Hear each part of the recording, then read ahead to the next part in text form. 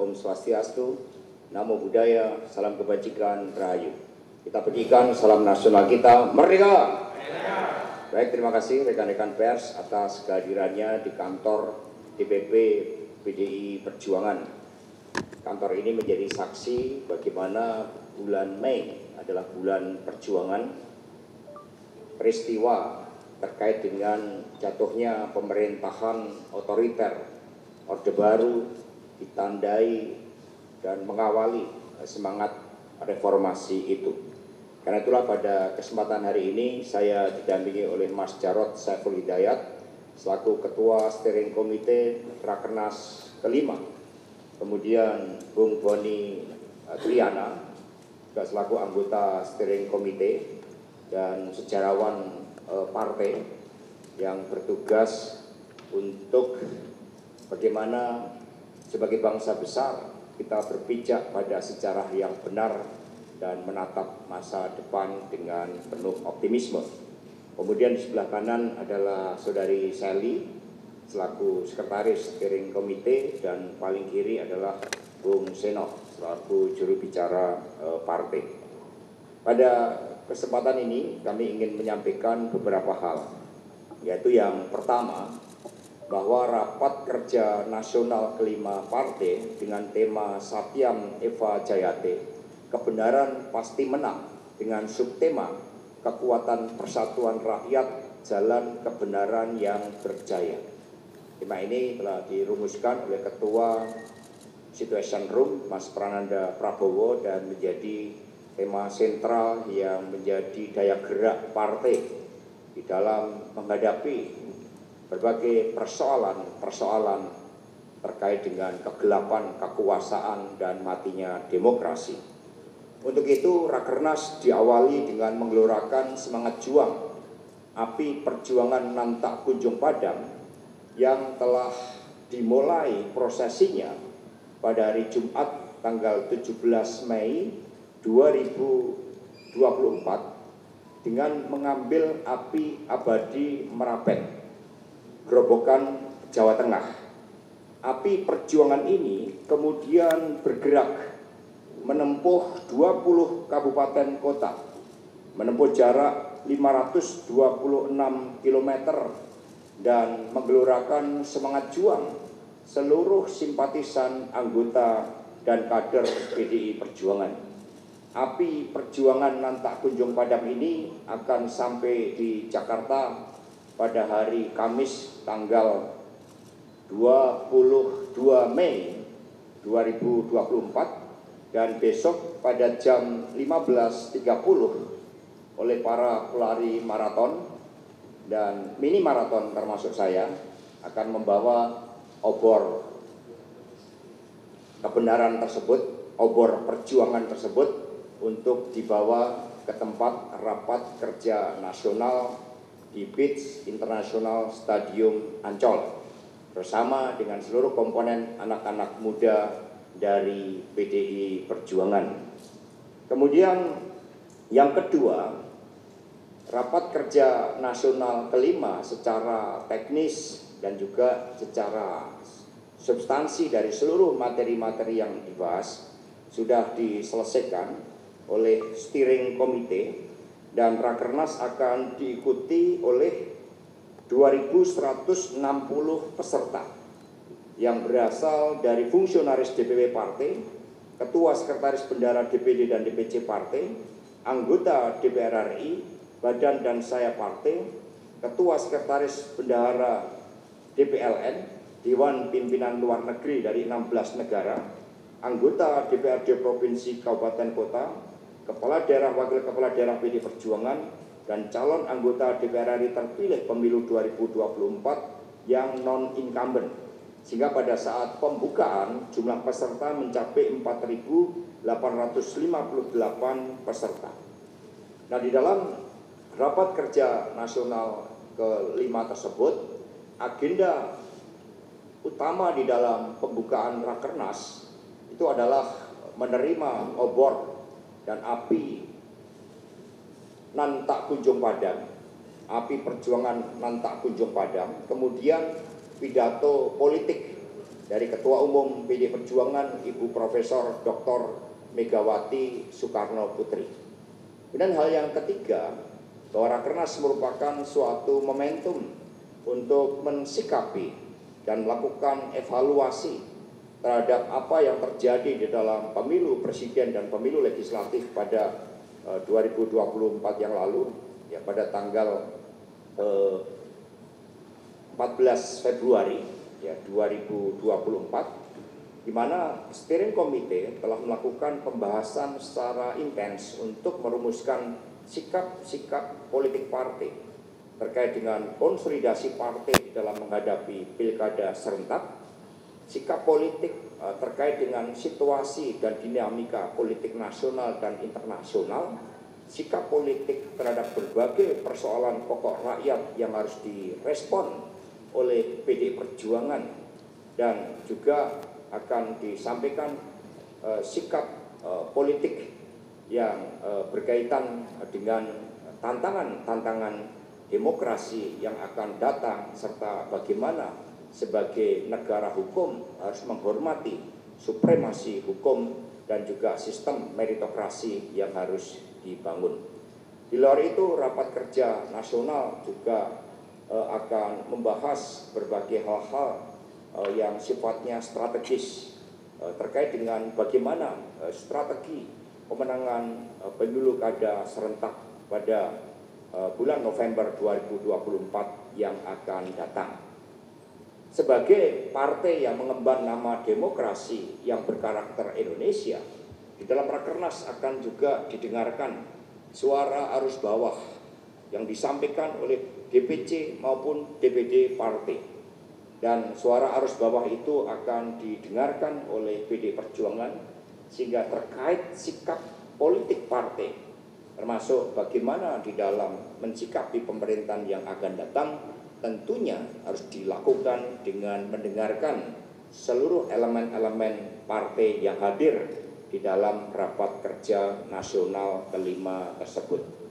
Nah, teman-teman pers sekalian, di luar itu partai juga mengadakan konsolidasi terhadap seluruh anggota legislatif partai di tingkat provinsi dan kabupaten kota, sehingga pada hari Kamis tanggal 22 Oktober juga akan dilakukan, Kamis tanggal 23 Mei juga akan dilakukan suatu BIMTEK, ya BIMTEK, bimbingan teknis kepada seluruh anggota DPRD provinsi dan kabupaten kota. Ini sekaligus sebagai prakondisi terkait dengan pelaksanaan rapat kerja nasional kelima, mengingat ya seluruh komponen dari legislatif partai saat ini juga harus berjuang bagaimana menjadikan fungsi legislasi, anggaran, dan pengawasan di dalam menjawab berbagai persoalan pokok rakyat, khususnya di bidang perekonomian. Demikian dari kami. Mungkin ada tambahan dari Mas Jarod. Terima kasih. Selanjutnya kami buka tanya jawab, dipersilakan Pak Markus untuk dapat dibantu.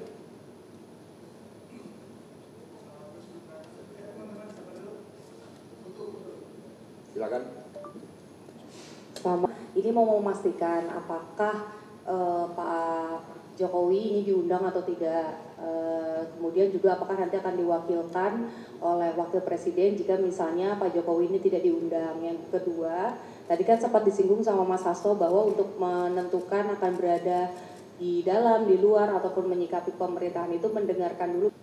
Rakernas ini ya diadakan dalam suatu momentum di mana semangat reformasi bergelora menghadapi berbagai bentuk sisi-sisi gelap kekuasaan, dan itu terekam kuat di dalam memori publik, terekam kuat dari apa yang disuarakan oleh para tokoh-tokoh civil society, para guru besar, para ahli hukum, dan para seniman, bahkan budayawan, yang juga menyimpulkan bahwa pemilu 2024 merupakan pemilu yang paling brutal dalam sejarah demokrasi Indonesia yang diwarnai dengan berbagai bentuk kecurangan yang diawali dengan suatu konstruksi rekayasa hukum di MK. Dan pemilu ini di dalam sengketa Pilpres baru pertama kali ada dissenting opinion dari 3 hakim MK. Dengan spirit itu tentu yang diundang adalah mereka yang memiliki spirit di dalam menegakkan demokrasi hukum, menegakkan negara hukum, menegakkan demokrasi yang berkedaulatan rakyat. Sehingga PD Perjuangan ini pijakannya pada sejarah sangat kuat. Karena Ibu Mega dan PDI Perjuangan adalah partai yang tidak hanya menjadi victim atas pemerintahan yang sangat otoriter saat itu, tetapi juga memiliki legacy di dalam memperjuangkan demokrasi yang berkedaulatan rakyat. Itulah yang akan diundang oleh PDI Perjuangan di dalam rapat kerja nasional yang ke-5. Kemudian yang kedua, sikap politik terhadap pemerintahan yang akan datang. Di dalam pembahasan rapat-rapat pendahuluan termasuk melibatkan DPC dan DPD partai dalam rangka Rakernas ke-5, DPP memberikan kesempatan bagi DPC dan DPD untuk menangkap suara arus bawah, suara anak ranting PAC dan DPC partai. Merekalah yang nanti di dalam rapat kerja nasional ini memiliki kedaulatan penuh untuk menyampaikan aspirasinya. Sehingga sikap-sikap politik tentu saja juga akan melihat bagaimana problematika yang dihadapi oleh rakyat, bangsa, dan negara. Rakernas belum dijalankan sehingga sikap politiknya tentu saja sebagai proses demokrasi harus menunggu pada saat Rakernas itu berjalan. Kemudian yang ketiga terkait dengan pilkada serentak. Saat ini skala prioritas dari DPP PDI Perjuangan adalah memberikan kesempatan bagi seluruh kepala-kepala daerah yang incumbent, itu jumlahnya sangat banyak. Sebagai contoh dari Sumatera Utara, Toba, Batubara, Dairi, Nias, Serdang Bedagai, dari Riau, Bengkalis, Rokan Hulu, Pelalawan, Kepulauan Riau, Natuna, Provinsi Jambi, Kota Sungai Penuh, Provinsi Bengkulu dari Bengkulu Utara, Sumatera Selatan, Pali, Musi Rawas Utara, Empat Lawang, Kota Prabu Mulih, dan seterusnya. Ada lebih dari 137 daerah yang saat ini menjadi skala prioritas bagi PDI Perjuangan untuk dikeluarkan rekomendasi terlebih dahulu karena mereka berasal dari internal partai dan mampu membangun suatu progres, suatu kemajuan di dalam konsolidasi partai. Tahap selanjutnya setelah Rakernas, daerah-daerah yang memiliki political heavy seperti Jakarta, Jawa Tengah, Sumatera Utara, Sulawesi Utara karena posisi geografisnya, kemudian beberapa wilayah seperti Jawa Timur dan beberapa daerah-daerah strategis lainnya akan dibahas.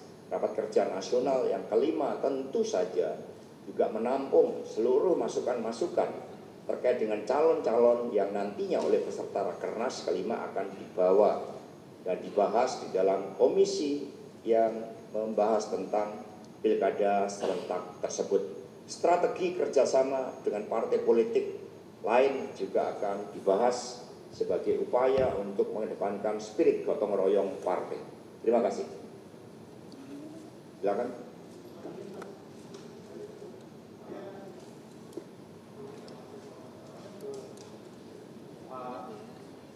Ya, selamat siang Mas Hasto dan jajaran di depan. Aku Thohir dari CNN Indonesia.com. Ada 3 pertanyaan Mas Hasto. Pertama masih terkait Rakernas. Ini kan Rakernas terakhir ya sebelum Kongres nanti tahun depan. Apa kira-kira akan menjadi fokus dalam Rakernas kali ini hingga 1 tahun ke depan? Kira-kira begitu. Dan mungkin ada kejutan apa dari Bu Mega? Terus yang kedua terkait Pilgub Jateng. Kalau kemarin Mas Hasto menyebut sudah ada 8 nama di Jakarta yang potensial akan diusung, bagaimana dengan Jawa Tengah? Sudah ada berapa nama kira-kira sejauh ini? Dan yang ketiga, terkait Mas Bobi yang kemarin baru diumumkan sebagai kader Gerindra, pertanyaannya adalah apakah itu akan semakin menutup peluang pertemuan antara Bu Mega dan Pak Prabowo ke depan? Terima kasih, Mas. Terima kasih, Bung Toir CNN. Jadi Rakernas yang kelima ini kan sebagai pelembagaan partai, Rakernas 5 itu selalu dijalankan setelah pelaksanaan pemilu. Tentu saja ini melakukan evaluasi terhadap pelaksanaan pemilu, evaluasi internal partai, evaluasi posisi politik partai yang berada di dalam pemerintahan, dan kemudian tugas-tugas ideologis partai serta mempersiapkan agenda partai selanjutnya, termasuk konsolidasi dalam rangka pelaksanaan kongres yang akan dilaksanakan pada tahun 2025 yang akan datang. Ya, apakah ada kejutan? Ya, PDI ini sebagai partai yang terlembaga, sehingga segala sesuatunya terencana dengan baik, dan akar kekuatan PDI Perjuangan yang didukung oleh kekuatan wong cilik inilah yang justru akan terus-menerus digelorakan. Kemudian terkait dengan Pilkada Jateng, kami partai yang sistemik mengadakan kaderisasi sekolah partai. Kami tidak kekurangan stok pemimpin karena mereka telah dipersiapkan secara berjenjang. Begitu banyak calon gubernur dan wakil gubernur yang berasal baik itu dari tingkat pusat maupun juga dari kepala daerah dan kader-kader partai lainnya. Ini sedang digodok karena merupakan hal yang sifatnya strategis. Ya, tentu saja nanti akan diumumkan secara serentak, ya, sebagaimana yang terjadi dalam pilkada serentak. Ada pengumuman tahap pertama, tahap kedua, tahap ketiga, dan seterusnya. Kemudian terkait dengan pilihan politik, ya, setiap warga negara oleh konstitusi memiliki hak untuk berserikat dan berkumpul, termasuk mau bergabung ke partai politik mana. Ada yang bergabung karena idealisme, ada yang bergabung karena kepentingan praktis kekuasaan. PDI Perjuangan menghormati pilihan-pilihan untuk bergabung di dalam partai politik tersebut. Yang lain? Ya, silakan.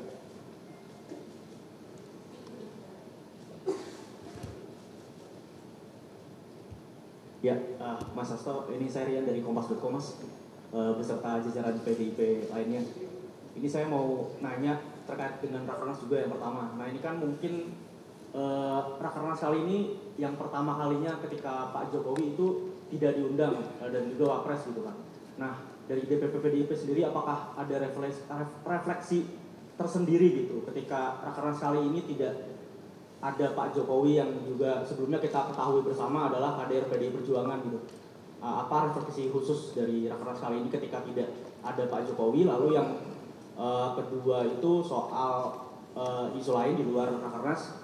Ini kan kemarin dari PKB dan PKS sepertinya memban serapkan Mas Anies gitu untuk dimajukan di pilkada. Nah, apakah dari DPP PDIP apakah sudah ada membangun komunikasi dengan Mas Anies misalnya untuk dimajukan ke Pilkada Jakarta, apakah sudah ada komunikasi itu? Lalu mungkin jugakah dari PDIP mengusung tidak dari internal partai gitu untuk Pilkada Jakarta? Terima kasih, Mas. Baik, tidak ada refleksi khusus atas tidak adanya Pak Jokowi,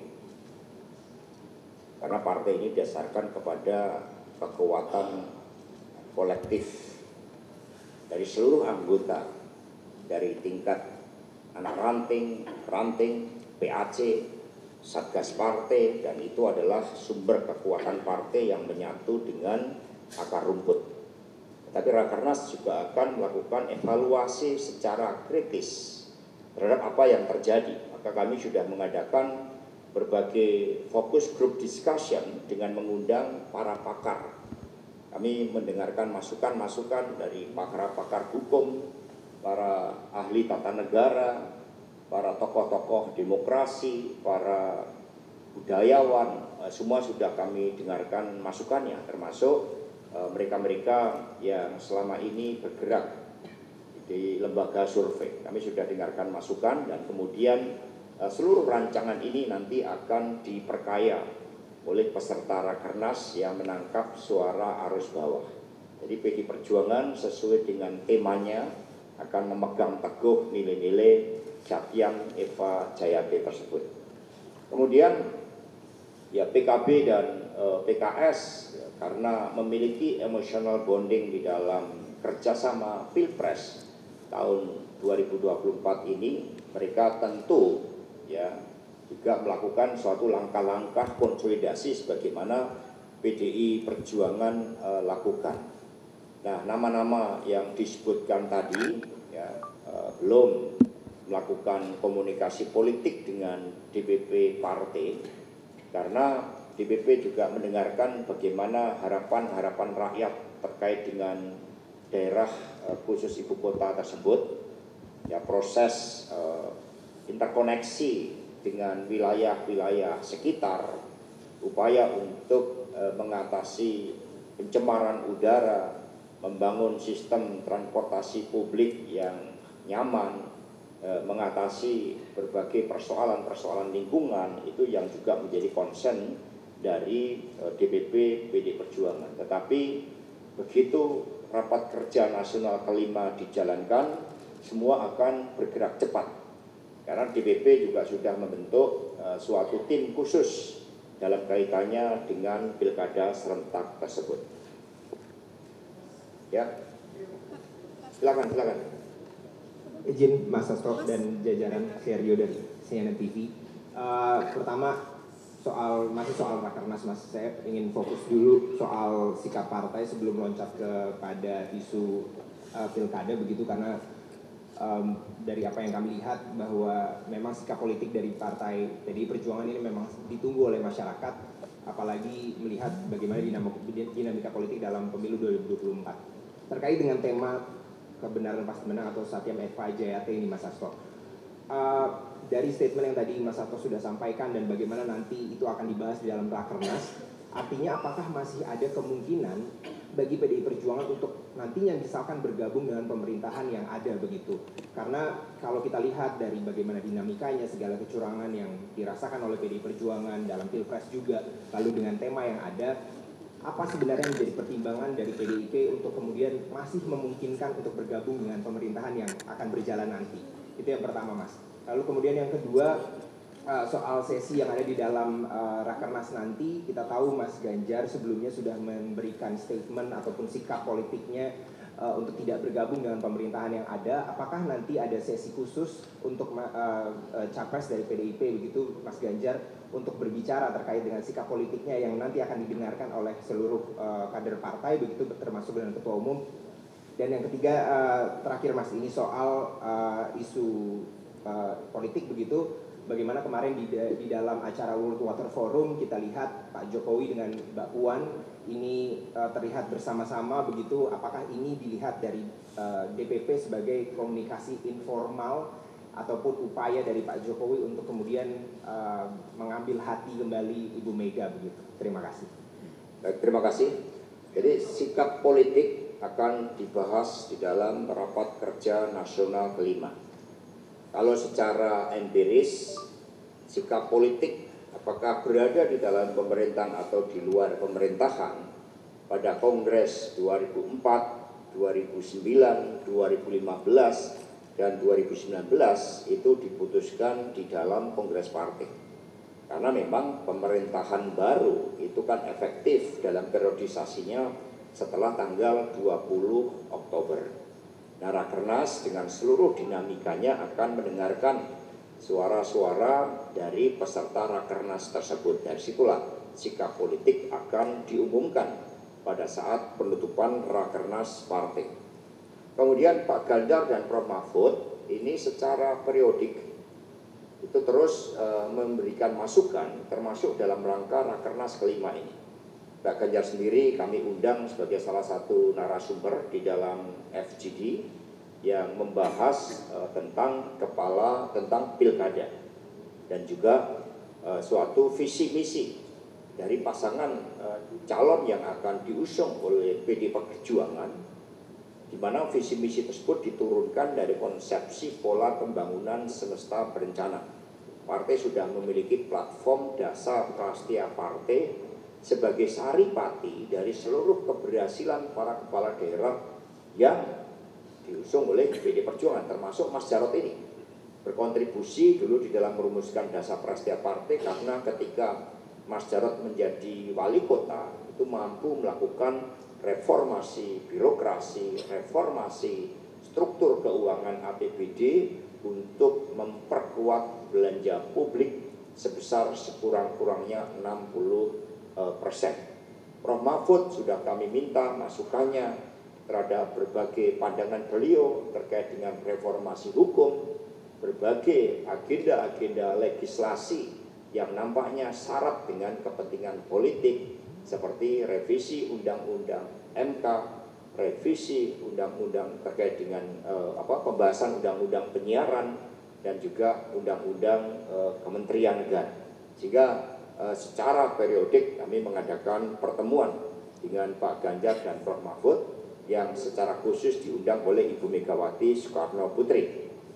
Kemudian sikap yang ditunjukkan oleh Pak Ganjar Pranowo itu adalah bagian dari suatu sikap yang menjadi pembelajaran yang baik di dalam demokrasi kita, bahwa secara pribadi Pak Ganjar sebagai calon presiden tidak menjadi menteri dan bergabung di dalam kabinet yang akan datang.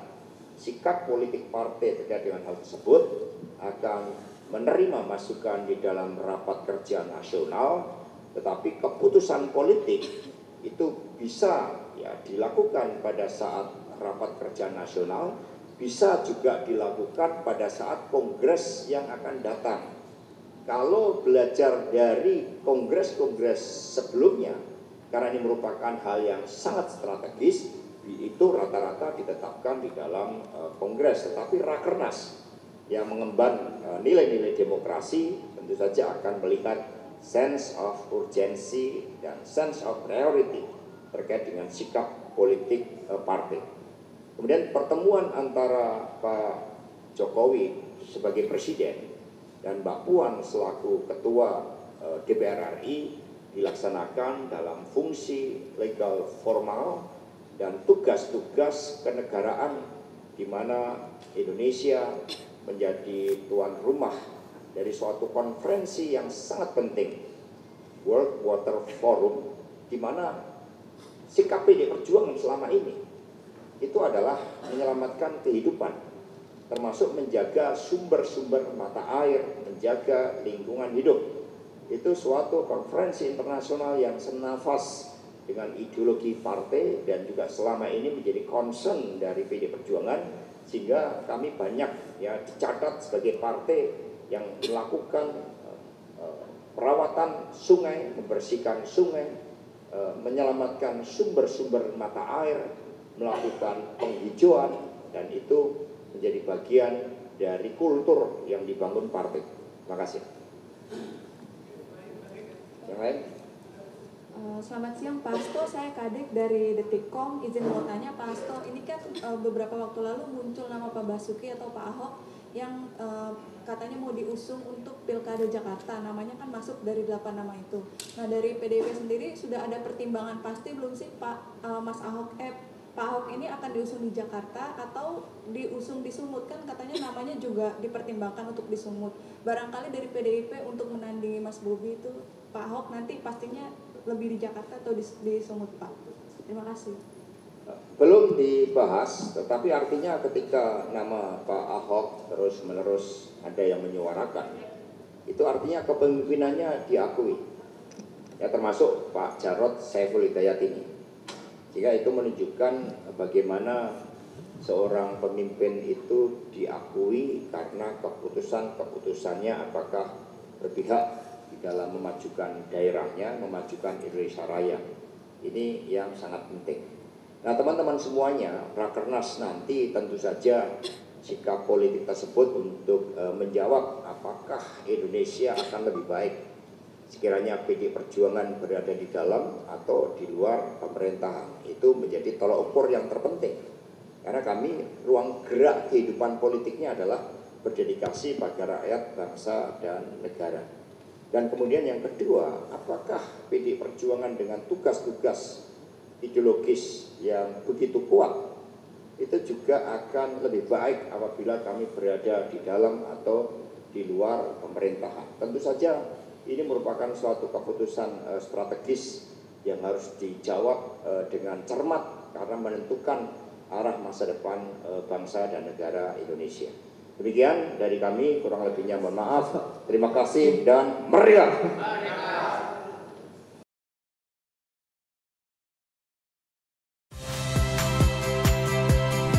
Saya Liviana Cerlisa. Saksikan program-program Kompas TV di siaran digital, pay TV, dan media streaming lainnya. Kompas TV, independen, terpercaya.